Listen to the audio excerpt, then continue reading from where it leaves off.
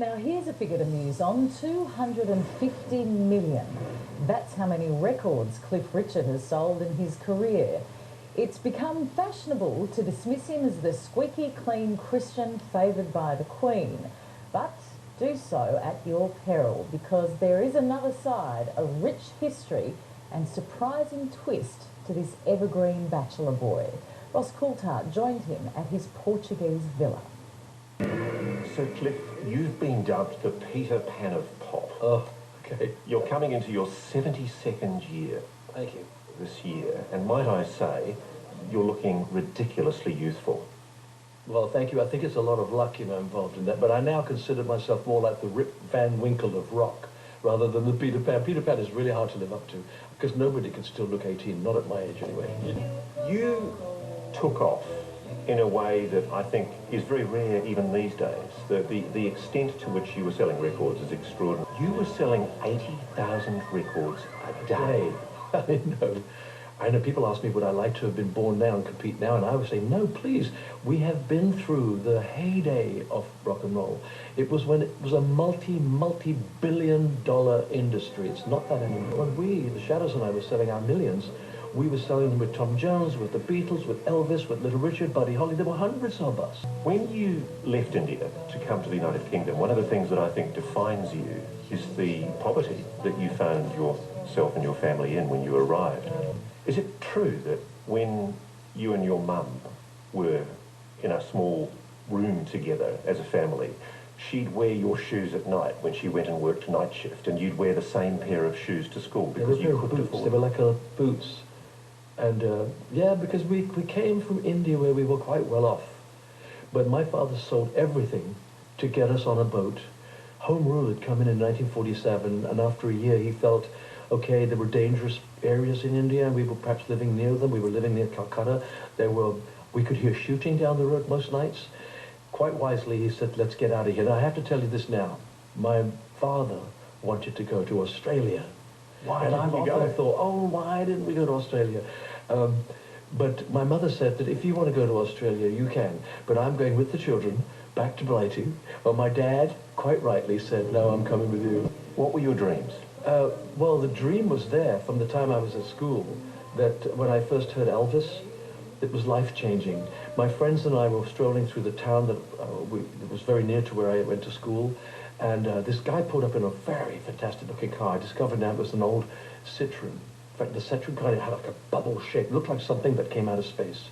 And the windows were down, and we're going, look at this car, I'm going to have one of these one day, And on the radio, which was on, we heard, since my baby left me, I found a new place to... And before we could figure out what to do, the guy got in the car and left. Heartbreak is so lonely, baby. Well, I'm so lonely. I'll be so lonely I could die.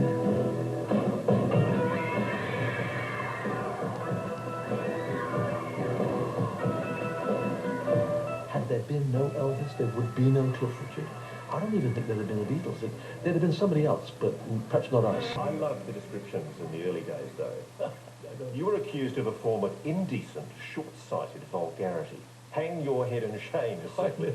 I love it, though. I love it. Chris, we're delighted to have you. Let's welcome him this evening and beyond.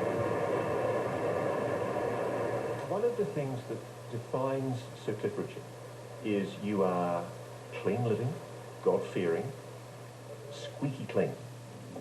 I don't know squeaky clean. Do you think it damaged your career? Well, I guess people don't like you to be too radical.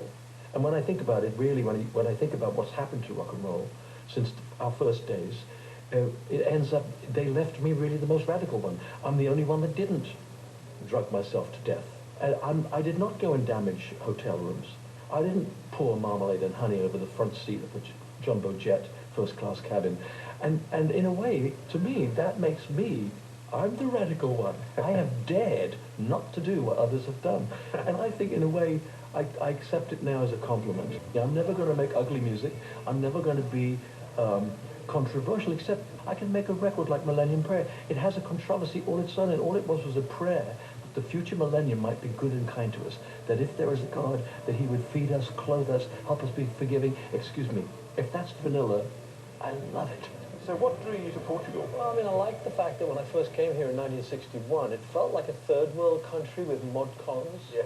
One of the things you have spoken out about, Sir Cliff, is your support for gay marriage. Why did you feel the need to say that? I didn't make a big political statement. I think sometimes we become too judgmental, and certainly when I first became a Christian, I found myself thinking, these people are real bad sinners, they're not good, they're not going to make it, and you become judgmental.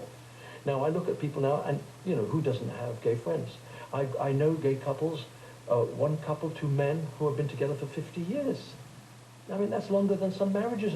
Some of my friends' marriages didn't last more than 10. And there was a commitment. So what I've done is I gauge everything by how my mum and dad did it. Are these people like my mum and dad? Okay, they're both men, but the strength of relationship is the same. So why not? Why shouldn't they be accepted as a couple? And of course, because you spoke out publicly in support of gay marriage, again, the issue of your sexuality was raised. It's like it's something that just won't go away for you. I don't suppose it ever will, but who cares? I love it. I was called an enigma once, and I looked up the word, and I love it. I'm an enigma, apparently. I've given up trying to prove anything to anybody anymore. I would just be prolonging this sick interest in other people's sexuality. It's none of our business what somebody else does. And nobody has the right to have me qualify or justify what I do or say in my life. This is what I am. This is what I've been in front of everybody for 54 years. And I find it slightly impertinent when people, like journalists, will come and they'll start talking about that sort of thing. I'm saying, you know, I'm 72 years old, and I don't give a crap what you think about me. And when Cliff recovers, he'll be in Australia for a national tour in February. Tickets are on sale from Friday. The details are on our website.